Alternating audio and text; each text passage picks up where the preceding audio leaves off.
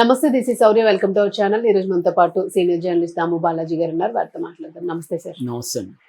Sir, అంటే ఈ issue ఎక్కడికో పోయింది, ఈ డ్రెస్సింగ్ గురించి, కల్చర్ గురించి. ఇవన్నీ ఇది రాజకీయం వైపు వెళ్తా ఉంది. సోషల్ మీడియాలోనే అందరినీ వాళ్ళు ఎవరు ఏం మాట్లాడితే వాళ్ళని టార్గెట్ చేస్తూ ఉన్నారు. సో ముఖ్యంగా నాగబాబు గారు చేసిన వ్యాఖ్యలు అయితే మాత్రం ఇంకా అవి ట్రోల్ అవుతూనే ఉన్నాయి ఆయనకి సంబంధించి. దట్టు పార్టీలో కూడా చాలా వరకు డిస్కషన్ వస్తుంది, ఆయన్ని పార్టీ నుంచి తీసేయాలని చెప్పేసి మహిళల నుంచి ఎక్కువ యాంటీ అనిపిస్తుంది. సో ప్రస్తుతం ప్రెసెంట్ పరిస్థితి ఎలా ఉంది, ఈ రోజు ఎట్లా ఉంది అంటే? నాగబాబు మామూలుగా ఆయన సైలెంట్ గా ఉంటే అది శివాజీ వర్సెస్ అనసూయగా మారిపోయింది. ముఖ్యంగా యాంటీ అనసూయ, యాంటీ ఆమె ఎవరు సింగర్ చిన్మయి, వీళ్ళిద్దరి ఇది ప్రధానంగా ఇక్కడైతే యాంటీ అనసూయగా ఉన్నింది. సైలెంట్ అయిపోయింది, అది 4 రోజులు ఉంటే అది అయిపోయింది. దాన్ని అనవసరంగా నాగబాబు వచ్చి కిలికాడు. దాని తర్వాత అన్వేష్, లేటెస్ట్ గా అన్వేష్ కిలికాడు. అలా పెద్దదవుతుంది. నిజానికి వీళ్ళకి సంబంధమే లేదు ఈ ఇష్యూలో. నాగబాబు అన్వేషులకి సంబంధం లేదు. మామూలుగా నాగబాబు ఈ మధ్యకాలంలో సైలెంట్ గా ఉంటున్నాడు. ఆయన ఎమ్మెల్సీ అయ్యాడు.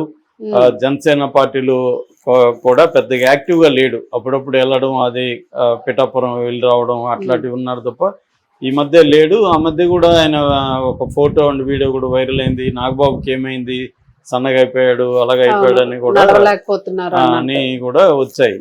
అయితే సడన్ గా ఆయన సెలవు కప్పుకొని ఒక బిల్డప్ ఇచ్చి ఒక 14 minutes వీడియో పెట్టడం అనేది షాక్ అయిపోయారు. మామూలుగా ఏంటంటే శివాజీకి వ్యతిరేకంగా వైసీపీ రంగంలో దిగింది. లేకపోతే శివాజీకి అంత వ్యతిరేకత వచ్చేది కాదు బిగినింగ్ లో.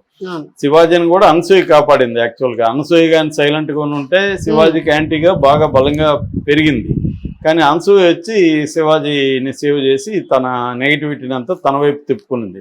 మేబీ అది ఆమెకి వెళ్ళిపోవచ్చు, ఆమె కెరీర్ కి, ఆమె దీనికి లైఫ్ కి. కానీ శివాజీకి మొత్తానికి అది ఓవరాల్ గా ప్లస్ అయిపోయింది. శివాజీ హీరో అయిపోయాడు చాలా మందికి, ధైర్యంగా మాట్లాడుతున్నాడని.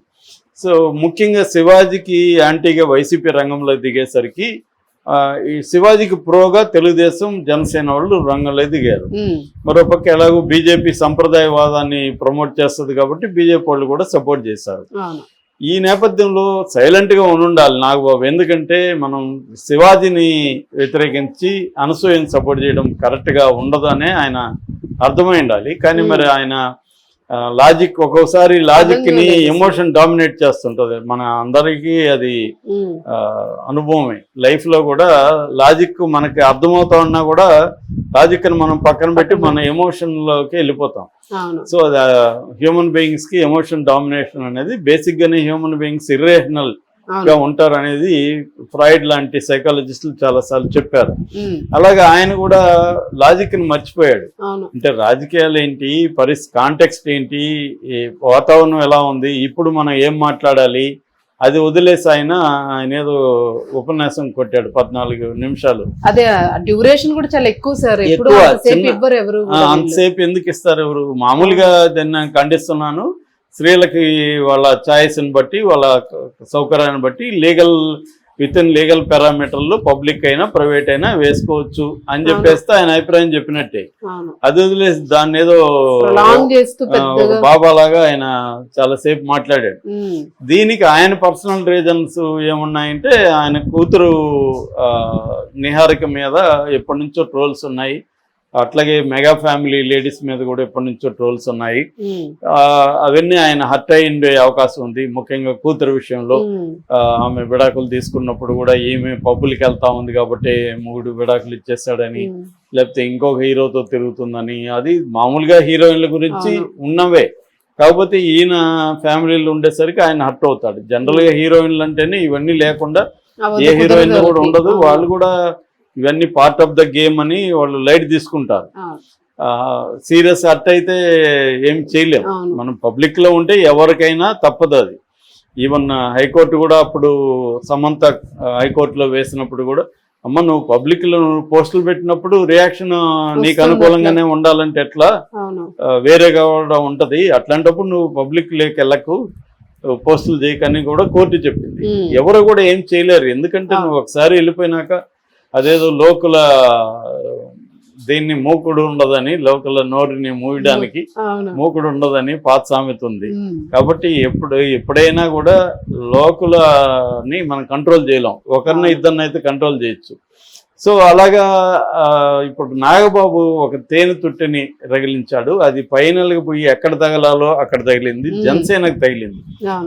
ఈ నిజానికి అనేక సమస్యలు ఉన్నాయి ఆంధ్రాలో కానీ తెలంగాణలో, వాటి మీద ఎప్పుడు ఈ మధ్యకాలంలో ఆయన మాట్లాడలేదు.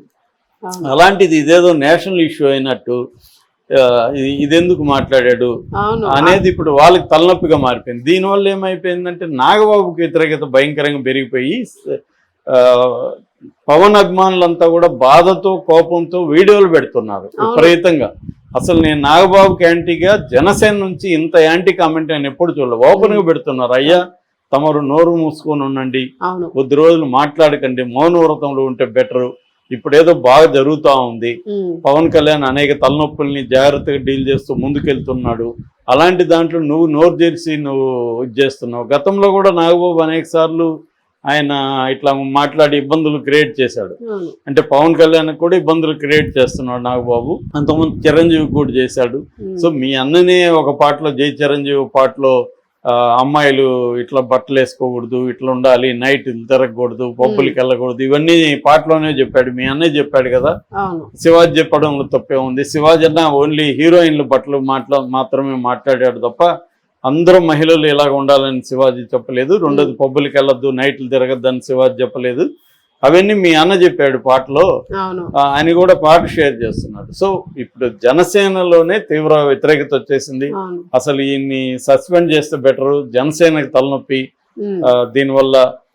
ఎందుకంటే కాపు కమ్మ కాంబినేషన్ ఇప్పుడు అక్కడ బలంగా ఉంది. కాకపోతే వాళ్ళిద్దరి మధ్య ఇబ్బందులు కూడా ఉన్నాయి. ఆ ఇబ్బందులు అనేవి సహజమే. ఎప్పుడైనా కూటమి 3 పార్టీలు కలిసి ఉన్నప్పుడు ఇబ్బందులు ఉంటాయి. ఎందుకంటే ఒకే పార్టీలోనే బోల్డ్ ఇబ్బందులు ఉంటాయి.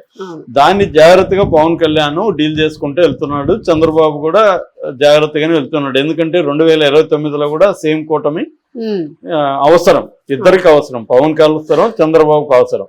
ఎందుకంటే జగన్కి 40% ఓట్ షేర్ ఉంది, యాంటీ ఇన్కంబెన్సీ ఉండే అవకాశం ఉంది. ఎందుకంటే డబ్బు లేదు, అప్పులు చేసి ఇవ్వాల్సిన పరిస్థితి, ఇచ్చిన హామీలంతా నెరవేర్చే పరిస్థితి లేదు. కాబట్టి ప్రజల్లో ఆ మేరకి ఈ ప్రభుత్వం మీద అసంతృప్తి ఉంటుంది. దీన్ని ఉపయోగించుకొని జగన్ బలపడే అవకాశం ఉంటుంది. అందుకని వీళ్ళు కలిసి ఉండకపోతే, విడిపోతే ఏమవుతుందంటే ఓట్లు చీలిపోతే యాంటీ జగన్ ఓట్లు కానీ ఓటు బ్యాంక్ చీలితే జగన్కి హెల్ప్ అవుతుంది.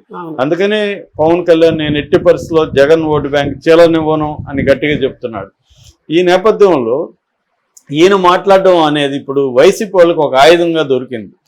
అంటే ఒక పక్కేమో తమ్ముడు సనాతనం అంటాడు, సనాతనం అంటే స్త్రీలంతా కూడా ఒక పద్ధతిగా ఉండాలి, ఈయనేమో పద్ధతి అవసరం లేదు, విచ్చలవిడిగా ఉండండి, మీ ఇష్టం వచ్చినట్టు బట్టలు కట్టుకోండి అని ఐఎమ్ విత్ యూ అని అనసూయకి చెప్తున్నాడు. అనసూయ ఏమన్నా నేషనల్ లీడరా, ఆమెని సపోర్ట్ చేస్తూ ఈయనకేం పని అని ఒక యాంగర్ తో బాధతో తీసేసుకుంటున్నారు సార్ వాళ్ళు. అంతే కదా, పర్సనల్ గా తీసేసుకుంటున్నారు. ఎందుకంటే ఇప్పుడు ఏపీలో మనం చూసుకుంటే సార్ చిన్న పిల్లల మీద అత్యాచారాలు జరిగిన కేసెస్ ఇంకా చాలా పెండింగ్ లో ఉండిపోయినాయి, చనిపోతున్న వాళ్ళు. ఏ దీనిలో కూడా ఇప్పుడు రియాక్షన్ కనిపించలే. సో అట్లాంటప్పుడు నువ్వు బయటికి రాలేదు కదా, ఇప్పుడు ఎందుకు వచ్చావు? అది అనసూయకి మద్దతుగా నువ్వు రావాల్సిన అవసరం ఉంది. అదేమన్నా జాతీయ సమస్య, ఇక్కడ బోలెడు జరుగుతుంటే ఎప్పుడు వచ్చి మాట్లాడలేదు, సైలెంట్ గా ఉన్నావు, ఇప్పుడు ఎందుకు నోరు తెరిచావు, అది కూడా కొంపముంచే నోరు తెరిచావు అని ఇప్పుడు ఇదైపోయింది. ఈయన అదే అంటారు, ఒకసారి బాణం వదిలేసినా వెనక్కి రాలేదని, అలాగా ఇప్పుడు వదిలేశాడు ఆయన. అదేదో సామెత ఉంది కదా, అన్నాలు బయటికి ఇది లేక దాన్ని ఆపలేక ఇంకేం మాట్లాడలేక సైలెంట్ అయిపోయాడు. కానీ వాళ్ళైతే సైలెంట్ అవ్వలేదు. జనసేన వాళ్ళు పోస్టులు పెడుతూనే ఉన్నారు. ఎందుకంటే వైసీపీ వాళ్ళు దీన్ని హైలైట్ చేస్తున్నారు. గతంలో కూడా బాలకృష్ణ అని తిట్టిన వీడియోలను కూడా వైరల్ చేశారు ఆ మధ్య. అంటే ఈయన నాగబాబుకి నోటుదోలు ఉంది, దీనివల్ల జనసేనకి ఇబ్బంది. అంటే ఒక స్ట్రాటజీ, పవన్ కళ్యాణ్ మాట్లాడతాడు, ఆయనకి ఎక్కువ ఆగుతున్నాడేమో అనిపిస్తుంది, కానీ ఆయన స్ట్రాటజీ ఉంటుంది ఏదైనా. ఆయన పొలిటికల్ వ్యూహాలను బట్టే మాట్లాడతాడు. అది ఇంపార్టెంట్ రాజకీయాల్లో ఎప్పుడైనా. అందుకనే బాలయ్య వాళ్ళకి తలనొప్పి, నాగబాబు వీళ్ళకి తలనొప్పి. బాలయ్య కూడా అంత, ఆయనకి ఏమి ఇది ఉండదు,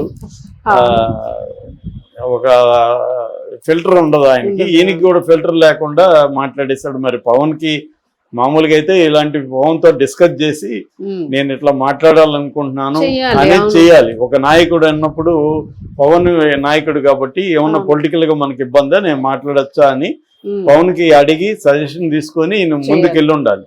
ఈయన అదేం చేసినట్లేదు. ఇప్పుడు పవన్ కూడా తలనొప్పి అయిపోయింది, ఆయన ఇప్పుడు సైలెంట్ అయిపోయాడు. కానీ దాన్ని వీళ్ళైతే వదలరు. వైసీపీ వాళ్ళకి చిన్న ఆయుధం దొరికినా దాన్ని లాగుతా ఉంటారు. అందులో వీడియో అది ఓపెన్ గా ఆయనే చేసి పెట్టాడు కాబట్టి తలనొప్పిగానే మారింది. చూద్దాం సార్ అసలు ఏమైంది. Yeah, thank you sir.